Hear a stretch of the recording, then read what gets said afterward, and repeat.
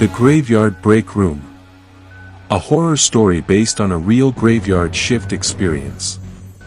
I used to work the night shift at a packaging warehouse just outside of Omaha, Nebraska. It wasn't anything special, just a big, gray building that felt more like a tomb than a workplace once the sun went down. We were a skeleton crew, just 5 of us on rotation, and most nights, only 2 people in the whole place. It was an easy job.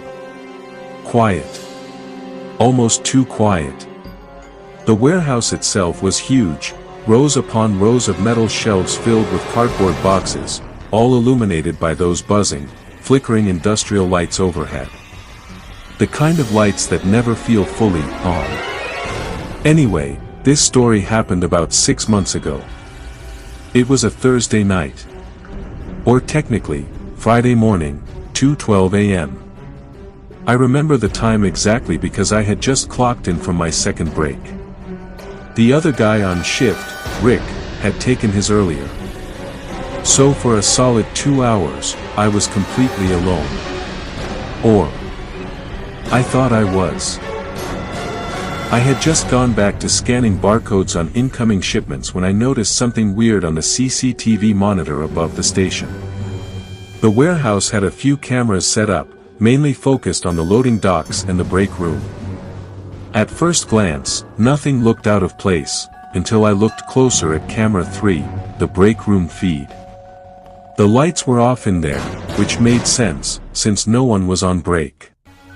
But I could see movement. Very subtle. Like someone shifting their weight in the dark. I stared at the screen. The monitor wasn't the best quality, kind of grainy, but it definitely looked like someone was standing near the vending machine. Just, standing there, completely still. At first, I thought maybe Rick had gone in and turned the lights off by accident, but when I radioed him, there was no answer. Just static. After about a minute of watching, I decided to check it out myself. I took my flashlight, walked through the dim aisles toward the break room. As I got closer, I started to feel this tightness in my chest. Like something didn't want me there. I opened the door to the break room. It was empty.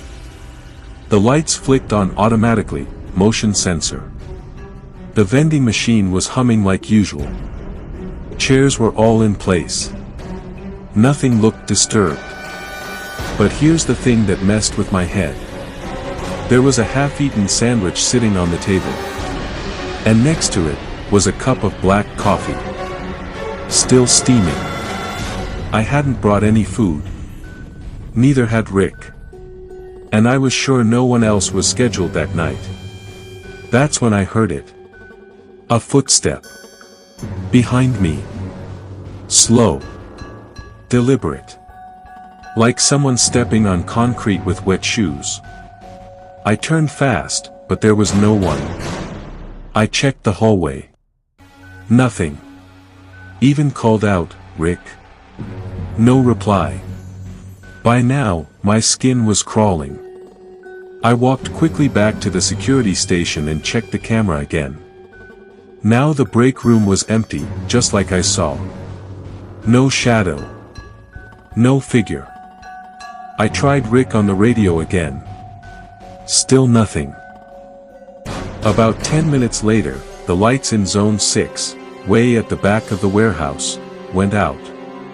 Now, this wasn't normal. The lights were motion activated, and even when idle, they usually stayed dimly lit. But this section went completely black. I pulled up camera 6. And that's when I saw it again. A figure. Tall. Skinny. Unnaturally so. It was standing in the pitch-black shadows, just beyond the light's reach. I couldn't make out details, but its shape was all wrong. Arms too long, head slightly tilted to one side, like it didn't understand how to stand like a person. I stared at the monitor. And then, it moved. Not walked. Glided.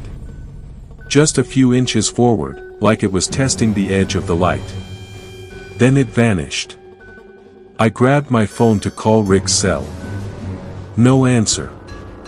I messaged him, "Where are you? Check zone 6, lights are out." No response. I didn't want to check it out. Every instinct was screaming, "Don't go there."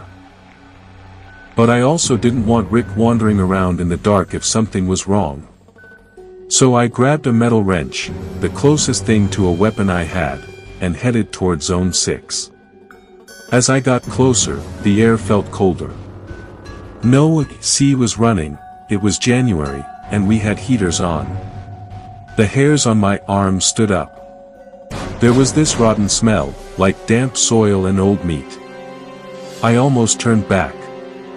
Then I heard the buzz, the lights flickered back on. The aisle ahead was empty.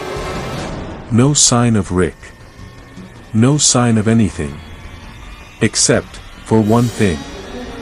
There were wet footprints. Human-sized, barefoot, leading from the dark area toward the emergency exit, which was supposed to be locked from the inside. The door was slightly ajar, creaking in the wind. And there, scratched into the metal wall beside the door, were 3 words. "Don't stay here." I backed away slowly, then turned and ran all the way to the front of the building. As I reached the main office, I saw the security station again. The monitors were all off. Every single camera feed, black. And on the desk, where I'd left my flashlight, was a piece of paper I hadn't seen before. Just a folded napkin. It read, "Breaks over."